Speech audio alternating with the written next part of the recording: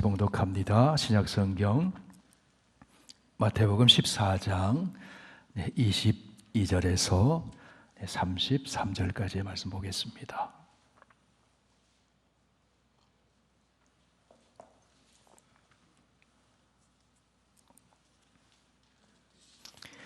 신약성경 24쪽에 있습니다. 마태복음 14장 22절에서 33절까지 이 계시의 하나님 말씀을 봉독할 때 하나님의 음성 들으실 수 있기를 바랍니다. 예수께서 즉시 제자들을 재촉하사 자기가 무리를 보내는 동안에 배를 타고 앞서 건너편으로 가게 하시고 무리를 보내신 후에 기도하러 따라 산에 올라가시니라. 저물매 거기 혼자 계시더니 배가 이미 육지에서 술이나 떠나서 바람이 거스름으로 물결로 말미암아 고난을 당하더라.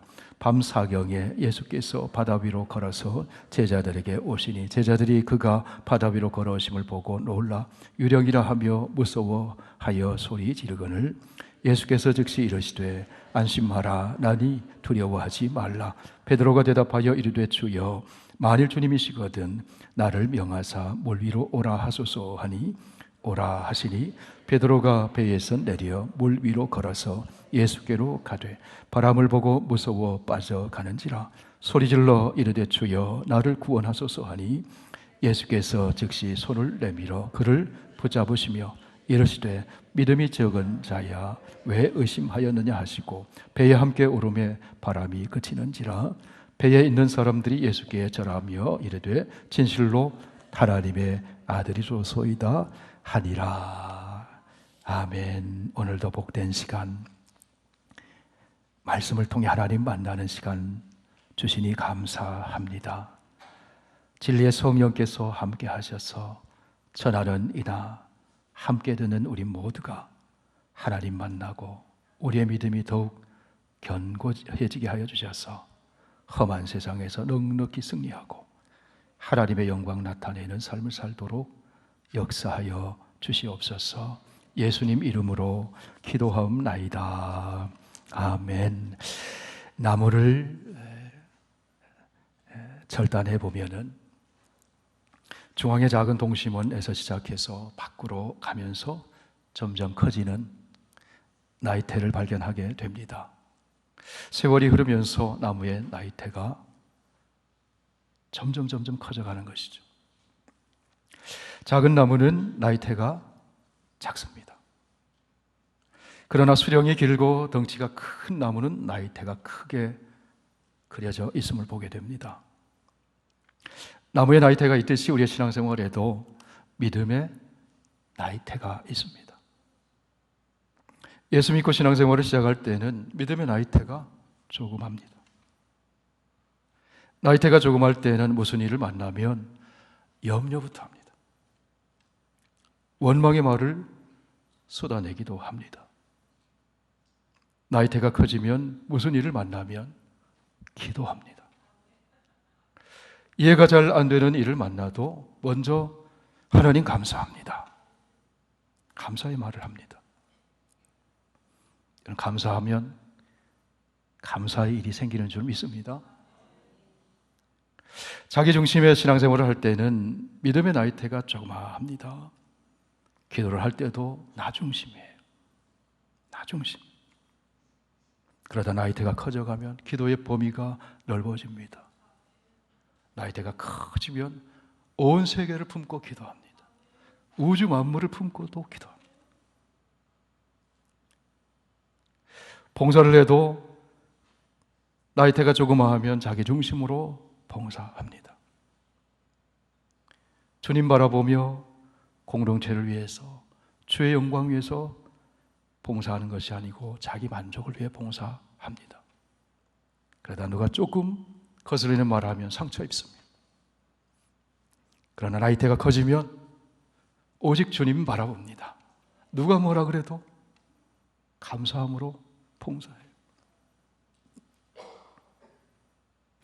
나이테가 커지면 걱정과 원망의 소리는 점점 작아지고 하나님의 은혜와 사랑에 대한 감사의 고백이 점점 더 커지게 됩니다. 할렐루야. 바울처럼 모든 것이 은혜입니다. 나의 나 된 것 은혜입니다. 내가 수고를 했지만 나와 함께 하신 하나님의 은혜입니다.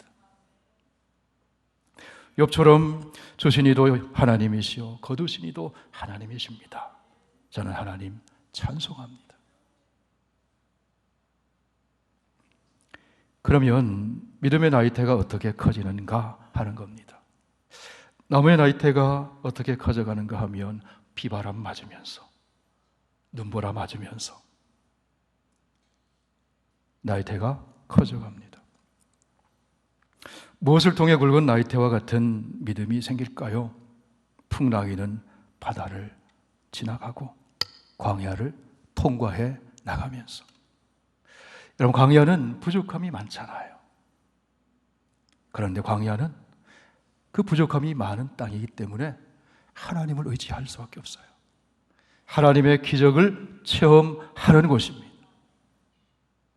광야의 고난을 통과해 나가면서 구약의 이스라엘 백성들은 믿음의 나이테가 커져가기 시작합니다. 아브라함이 그랬습니다. 야곱도 그랬습니다. 모세도 그랬습니다. 다윗도 그랬어요. 고난이 우리를 성장시키고 고난이 우리의 믿음을 견고하게 만들어줍니다. 그럼에도 인생을 살아감에 있어서 피하고 싶은 것이 있다면 그것은 고난일걸. 그러나 피하고 싶다고 해서 고난이 우리를 비켜가는 것이 아닐 것이. 불청객처럼 우리의 삶에 불쑥 찾아오는 것이 고난입니다. 그것이 인생입니다. 그것이 이 땅에서 살아가는 우리의 삶의 현실이에요. 그러하기에 사람들은 철학자나 사회학자나 종교인들이나 저마다 고난의 문제에 답을 주려고 해봅니다. 그래서 고난에 대한 자기들의 견해를 제시합니다. 그러나 그들은 견해는 제시하지만 고난의 문제를 근본적으로 해결해 주지는 못해요. 이런 견해가 있습니다. 첫째는 고난이 자업자득이라는 견해입니다. 뭔가 잘못했기 때문에, 원인이 있기 때문에 고난이라는 결과가 있는 거지. 욥의 친구와 같은 견해를 가진 사람들. 이 견해는 규범적으로 보면 맞기도 하지만 꼭 맞는 건 아닙니다. 틀릴 때도 있습니다. 왜냐하면 이 세상에서는 의인이 고난당하는 경우도 많습니다.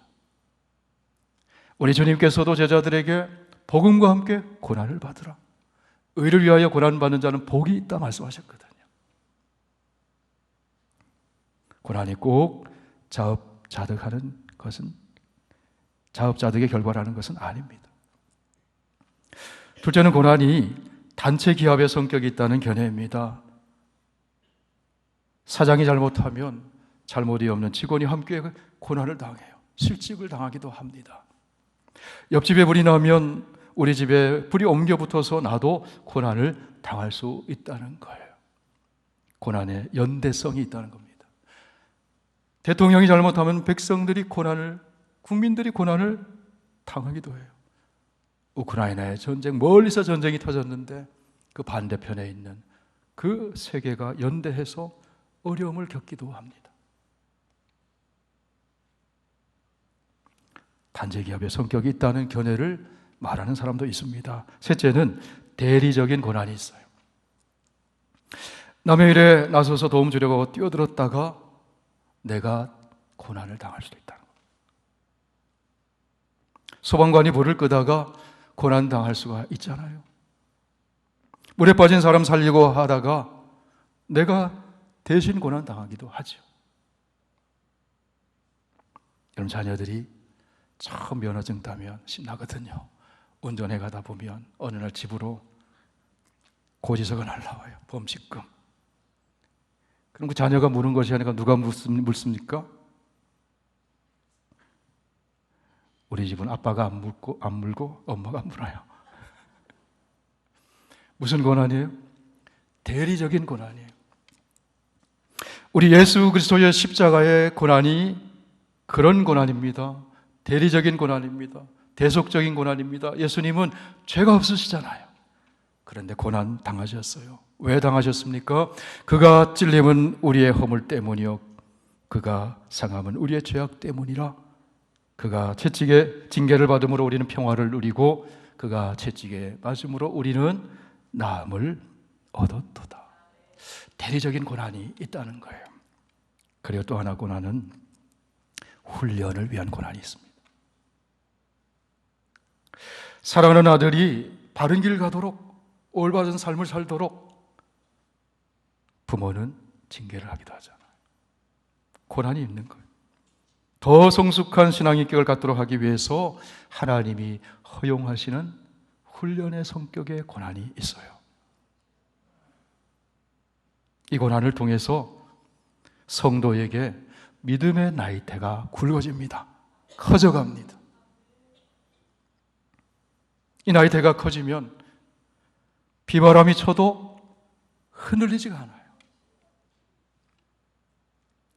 오늘 본문의 말씀은 제자들이 갈릴리 바다를 항해하고 있다가 큰 풍랑을 만나서 고난을 겪는 이야기를 보여줍니다. 이 고난을 통해서 베드로는 물 위를 걷는 믿음의 나이테가 새겨졌습니다. 제자들은 예수 그리스도가 하나님의 아들이심을 고백하는 믿음의 나이테가 새겨져요. 오늘 보면 24절 말씀을 한번 보실까요?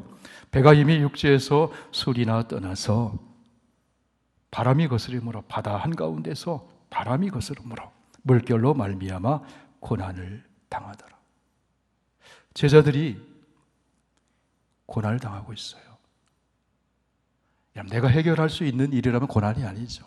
바다 한가운데서 내가 해결할 수 없는 큰 바람과 풍랑 만났어요. 죽을 것 같아요. 물에 빠질 것 같아요. 오병이어의 이적 사건을 통해서 5,000명 이상을 먹이시고 날이 저물었을 때 예수님이 제자들을 재촉합니다. 배 타고 바다를 건너편으로 먼저 가 있으라고. 그리고 예수님은 함께 가지 않으시고 따로 산에 올라가셨습니다. 날이 캄캄해졌습니다. 배를 타고 건너기에는 어려운 시간이었습니다. 갑작스러운 풍랑을 만날 수도 있는 그런 형편이었습니다.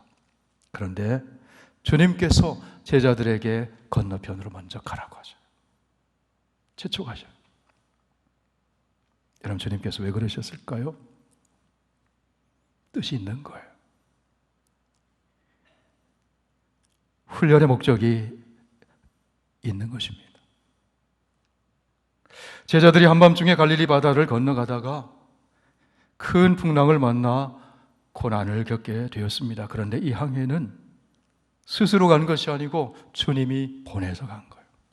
어두운 시간에 보내서 간 거예요.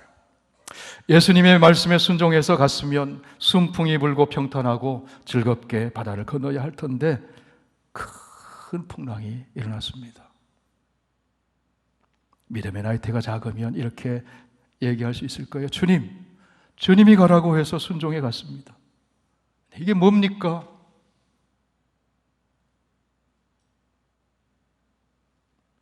불평이 나올 수도 있었을 거예요. 그런데 여러분, 그 풍랑을 겪으면서 그 고난을 통과해 나가면서 제자들은 예수 그리스도가 누구신지를 새롭게 만났다는 거예요. 풍랑을 만나지 않았다면 풍랑을 다스리시는 예수님을 만나지 못했을 거예요. 풍랑을 만나지 않았다면 베드로는 바다 위를 걷는 경험을 하지 못했을 거예요. 고난을 통해서 제자들의 믿음이 바로 주님은 하나님의 아들이십니다라는 그런 고백을 하지 못했을 거예요. 성도 여러분, 우리가 기억해야 할 것이 있습니다. 고난은 힘든 것이지만 고난은 사람을 죽이지 못합니다. 망하게 하지 못합니다. 죽이지 못하는 것은 사람을 더 강하게 만들 수 있어요. 제자들을 바다 건너편으로 보내시고는 예수님이 무엇을 하셨습니까? 오늘 23절 말씀 같이 한번 읽어보실까요? 무리를 보내신 후에 기도하러 따로 산에 올라가시니라. 저물매 거기 혼자 계시더라. 예수님 뭐하러 산에 가셨어요? 기도하러 가셨어요. 그럼 예수님은 누구를 위해 기도하셨을까요? 어른마다를 항해하는 제자들을 위해 기도하셨을까요? 아니, 조금 전에 떡과 생선 하나씩을 먹고 집으로 돌아가는 그 병들고 가난한 수많은 사람들, 목자 없이 방황하는 그런 사람들 불쌍히 여기는 마음으로 중보하며 그들의 뒷모습을 기억하며 기도했을까? 산에 혼자 계셨지만 예수님의 관심은 제자들에게 있었습니다. 여러분, 우리 눈에 지금 주님이 안 보이셔도 주님의 관심은 바로 여러분에게 있으심을 믿으시기 바랍니다. 주님이 기도하고 계시잖아요. 성령님이 기도하고 계시잖아요. 기도하시는 중에 예수님 제자들 형편을 아셨어요. 고난당함을 아셨어요. 그리고 황급히 제자들을 찾아오십니다. 어떻게 찾아오셨어요? 풍랑을 밟고 찾아오세요. 무리를 걸어서 찾아오세요. 제자들은 너무 무서웠습니다. 유령처럼 보였습니다. 두려워 소리 지르며 떨었습니다. 그때 여러분, 예수님이 가장 먼저 하신 말씀이 무엇인가요? 안심하라, 나니 두려워하지 말라. 한번 고백해 보실까요? 안심하라, 나니 두려워하지 말라. 주님의 말씀입니다. 지금 주시는 주님의 말씀이에요. 그때 여러분, 베드로가 뭐라고 반응을 했습니까? 만일 주님이시거든 나를 명하사 무리로 오라고 하소서. 주님의 음성을 듣고 용기가 생겼어요. 주님의 얼굴을 보고 믿음이 생겼습니다. 오라, 무리로 걸어오라. 예수님 말씀하셨어요. 그러자 예수님 말씀 듣고는 베드로가 모험을 감행합니다. 배에서 무리로 뛰어내렸어요. 걸었어요. 여러분, 믿음이 생기면요, 모험을 감행하게 돼요.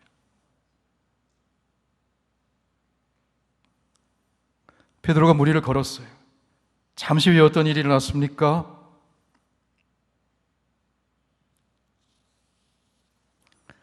베드로가 바다 위를 무리를 좀 걷다가 물속으로 쑥 빠져들어갔습니다. 다시 소리 질렀습니다. 무엇 때문에 그랬습니까? 30절 말씀 보세요. 바람을 보고 무서워 빠져가는지라 소리 질러 이르되 주여 나를 구원하소서. 뭘 보고요? 바람을 보고. 바람과 파도 소리를 듣고 예수님에게서 시선을 돌려서 풍랑을 바라봤어요. 그러자 물속으로 쑥 빠져들어갔습니다. 예수님 말씀 듣고 믿음으로 걸었는데, 예수님 얼굴 바라보며 믿음으로 걸었는데, 바람 소리를 듣고 풍랑을 바라보자 물속으로 쑥 빠져들어갔어요. 예수님 바라보지 않고 환경 바라보자 물속으로 쑥 빠져들어갔어요. 베드로가 외칩니다. 주님, 나 구해주세요.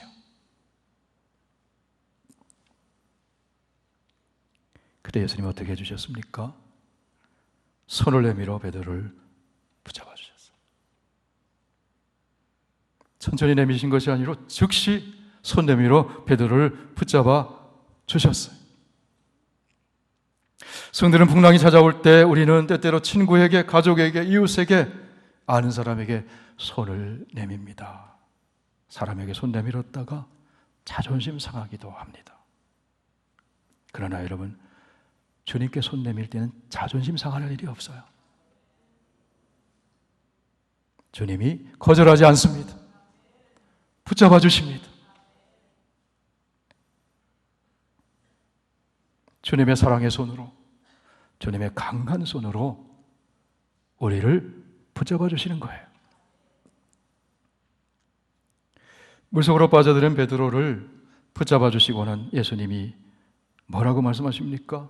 믿음이 작은 자여, 왜 의심하였느냐? 여러분, 베드로의 믿음이 어디서 생겼습니까? 주님의 음성 들었을 때, 주님 얼굴 바라봤을 때. 베드로의 믿음이 왜 툭 떨어졌습니까? 파도 소리 들었을 때, 물결 바라봤을 때. 믿음이 쪼그라들었어요. 여러분, 믿음이라는 것이 무엇일까요? 믿음이라는 것은 끝까지 하나님의 말씀을 붙잡는 거예요. 갈 바를 알지 못한다 하더라도 아브라함처럼 말씀을 붙들고 가는 겁니다. 믿음이라고 하는 것은 끝까지 주님을 바라보는 겁니다. 환경이 어떠하든지 누가 무슨 말을 하든지 주님 바라보는 거예요.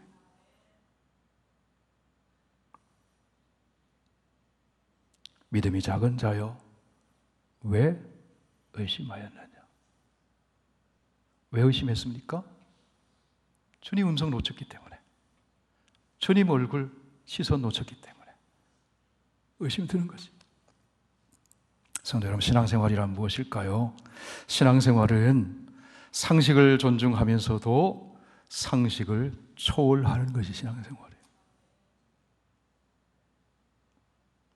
오늘 본문을 중심으로 해서 보면 신앙생활이란 물 위를 걷는 것이 신앙생활이에요. 사람이 물 위로 걷는다는 것은 이성을 초월하고 상식을 초월하고 자연 법칙을 초월하는 것입니다. 그런데 베드로가 걸었습니다.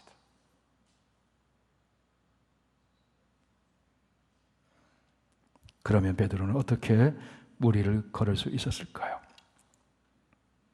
먼저 베드로의 귀로는 어떤 소리 들었습니까? 주님의 음성을 들었다는 거예요. 안심하라, 나니 두려워하지 말아라. 오라, 걸어서 오라. 주님의 음성을 들었어요. 주님의 음성 듣자 믿음이 생겼어요. 여러분, 로마서 10장 17절에서 말씀합니다. 믿음은 들음에서 나며 들음은 그리스도의 말씀으로 말미암았느니라. 주님의 음성을 귀로 들었습니다. 그때 믿음이 생겼어요. 배에서 내려서 베드로가 걸었습니다. 귀로는 주님의 음성 들었어요. 둘째로 베드로의 눈으로는 주님의 얼굴을 바라봤습니다.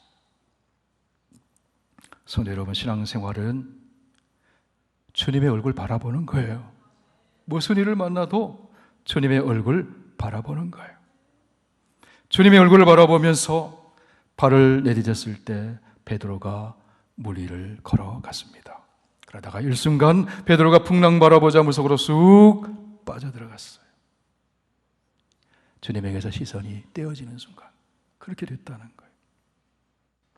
풍랑으로 시선이 옮겨지고 환경으로 시선이 옮겨지고 물 위에 서 있는 자기 자신에게 시선이 옮겨지자 더 이상 걷지 못하고 쑥 빠져들어갔어요. 귀로는 주님의 음성을, 눈으로는 주님의 얼굴을. 그때 물 위로 걸을 수 있습니다. 세 번째는, 그럼 베드로의 손으로는 무엇을 붙잡았을까요? 주님의 손을 붙잡는 거예요. 물속으로 빠져들어가다가도 주님께서 내미는 손을 붙잡았을 때 베드로는 주님의 손을 붙잡고 주님과 함께 물을 다시 물 위를 걸었습니다. 배까지 걸어왔어요. 배로 올라왔어요. 여러분, 주님의 손을 붙잡으면 걸을 수 있습니다. 다시 걸을 수 있습니다. 베드로가 주님의 손을 붙잡고 물 위를 걸어서 제자 있는 배 위로 올라왔어요. 무슨 말입니까? 다시 일상으로 왔다는 거예요. 성도 여러분, 여기서 우리가 신앙생활에 승리하는 신앙생활의 원리를 발견하게 됩니다. 나 혼자서 물 위를 걸을 수는 없습니다. 내 힘으로는 무리를 걸을 수 없습니다. 이성과 상식과 자연법칙에 의하면 무리를 걸을 수 없습니다. 그런데 여러분, 우리 성도는 이성과 상식과 자연법칙에 따라 살면서도 때로는 그것을 초월하여 살게 됩니다. 그것을 초월하시는 창조주 하나님을 믿으며 삽니다. 주님이 함께 하시면 그것이 가능합니다.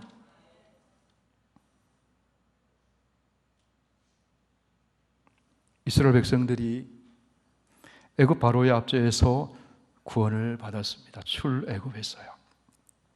이제 약속의 땅 가나안을 향해 가게 되는데 40년 동안 광야 생활을 하게 됐습니다. 그곳에서 신앙의 훈련을 받으면서 그들에게는 믿음의 나이테가 하나씩 둘씩 생겨나게 되었습니다. 언제 생겨나게 되었을까요? 문제 만날 때마다, 문제에 직면할 때마다 하나님의 역사를 경험하면서 믿음의 나이테가 생긴 거예요. 이제 광야를 통과하여 여호수아를 필두로 그들이 하나님이 약속하신 땅을 향해 행진해 가게 되었습니다. 그러기 위해서는 여리고를 들어가야 하는데 그 길목에 요단강이 넘실대고 있었습니다. 그때는 마침 곡식 거두는 시기였습니다. 요단강 물이 언덕에 차고 넘치고 있었어요. 요단강을 건너갈 방법이 없었습니다. 그런데 그들이 요단강을 건너가게 되었어요. 어떻게 건너가게 되었습니까? 언약궤를 맨 제사장이 요단강 물 위에 발을 내디뎠어요. 그때 흘러내리던 물줄기가 끊어졌습니다. 한 곳에 쌓여있게 되었습니다. 마른 땅으로 변했습니다. 베드로가 물 위에 걸었던 것과 그 원리가 똑같습니다. 여러분, 어떻게 그것이 가능했을까요? 먼저 살아계신 하나님의 말씀을 들었어요. 말씀대로 했어요. 말씀에 의지해서 요단강에 발을 들여놓았어요. 그러자 요단강을 건너는 이적이 일어났어요. 밤새도록 고기 잡은 건 한 마리 없지만 말씀에 의지해서 다시 그물을 내리겠습니다. 말씀 의지했을 때 베드로의 그물은 가득 찼어요. 이스라엘 백성들이 하나님 말씀 의지해서 말씀을 듣고 건넜다는 거예요. 둘째, 베드로가 물 위를 걸었던 것과 똑같습니다. 그들의 시선이 하나님께 있었다는 거예요. 제사장이 언약궤는 법궤죠. 그 법궤를 메었다는 것은 하나님이 지금 여기에 우리와 함께하고 계시다는 거예요. 이스라엘 백성들이 함께하고 계시는 그 언약궤, 법궤를 바라봤어요. 하나님을 바라본 거예요. 한 곳에 쌓여 있다가 언제 덮칠지 모르는 물을 바라보았다면 두려워서 건너지 못했을 거예요. 저 물이 쏟아져 다시 오면 건너지 못했을 거예요. 그러나 그들은 쌓여있는 물 바라보지 않고 언약궤, 하나님 말씀 담고 있는 그 법궤 바라봤어요. 이런 법궤는 하나님의 임재요, 하나님 말씀을 상징하잖아요. 하나님 말씀 듣고 지금 여기 강 한가운데 함께하고 계시는 하나님 바라볼 때 요단강을 건넌 겁니다. 성도 여러분, 이것이 살아계신 하나님을 믿는 성도의 신앙생활이에요. 주님의 음성을 듣고 주님 얼굴 바라보고 물 위를 걸어가는 것입니다. 예기치 못한 풍랑만나 물속에 빠져들어가는 고난당한다 할지라도 손을 내밀어서 붙잡아 주시는 주님 손을 붙들면 다시 물 위를 걸을 수 있습니다. 이사야서에서 말씀합니다. 두려워하지 말라, 내가 너와 함께함이라. 놀라지 말라, 나는 내 하나님이 됨이라. 내가 너를 굳세게 하리라. 참으로 너를 도와주리라. 함께 읽습니다. 참으로 나의 의로운 오른손으로 너를 붙들리라. 내가 물 가운데로 지날 때에 내가 너와 함께할 것이라. 임마누엘, 강을 건널 때에 물이 너를 침몰하지 못할 것이다. 대전하는 여호와 내 하나님이요 이스라엘의 거룩한 이요 내 구원자입니다.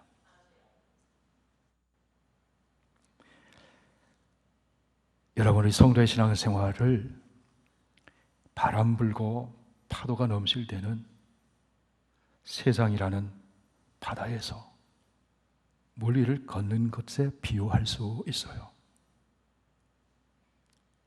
바람을 밟고 걷는 겁니다. 파도를 밟고 걷는 겁니다. 풍랑일 때가 있잖아요.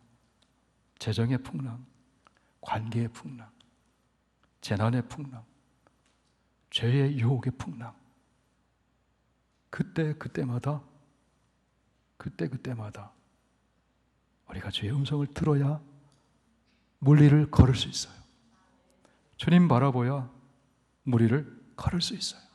걷다가도 쑥 빠질 수도 있지만 다시 주님의 손을 붙잡으면 걸을 수 있어요.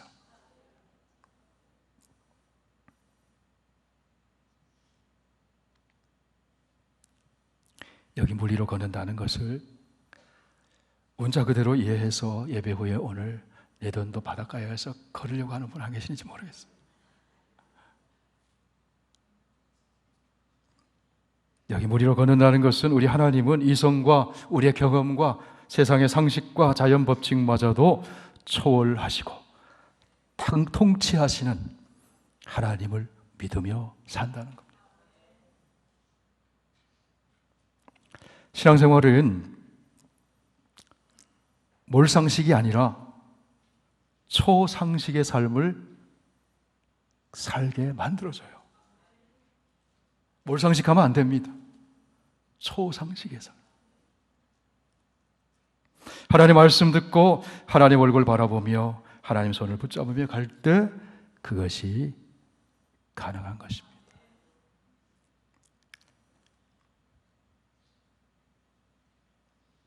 주님 말씀 놓치고 주님 시선 놓치면 문제라는 풍랑 속에, 세상이라는 풍랑 속으로 쑥 빠져들어가요. 한밤중 캄캄한 바다 위에서 고난당하는 제자들을 향해 주님께서 바다 위를 걸어오셨어요. 무서워 떠는 제자들에게 주님 말씀하십니다. 안심하라. 나니 두려워하지 말라. 베드로가 말합니다. 주님이시거든 나를 명하사 물 위로 오라 하소서. 주님 말씀하십니다. 오라. 너도 나처럼 물 위를 걸을 수 있다. 물 위로 오라. 나만 바라보고 물 위로 걸어오라. 베드로가 물 위로 걸어갔어. 주님께로 향했어요. 주의 음성 듣고 갔어요. 얼굴 바라보며 갔어요. 물속에 빠져들어가도 주님의 손 붙들고 다시 걸었습니다. 사랑하는 성도 여러분, 오늘 여기 계신 여러분과 저에게 주님이 말씀하십니다. 물 위로 걸어오라. 물 위로 걸어오라. 바람 소리, 파도 소리에 귀 기울이지 말고 주님의 음성 듣고 걸어오라고. 캄캄한 바다, 덮칠 것 같은 풍랑 바라보지 말고 주님의 얼굴 바라보고 걸어오라고. 물속에 빠져들어갔다 할지라도 포기하지 말고 주님의 손을 다시 붙잡고 물 위로 걸어오라고. 사랑하는 성도 여러분, 혹시 풍랑을 만나신 분이 계신가요? 풍랑을 밟고 여러분 곁에 찾아오시는 예수님이 계심을 믿으시기 바랍니다. 풍랑을 밟고 찾아오셔서 말씀하시는 예수님의 얼굴을, 예수님의 음성을 들으시기 바랍니다. 내게서 눈길을 떼지 않으시는 예수님의 얼굴을 바라보시기 바랍니다. 오늘 주님 말씀하세요. 안심하라. 나니 두려워하지 마라. 오라. 물 위로 걸어오라. 우리 함께 기도하시겠습니다.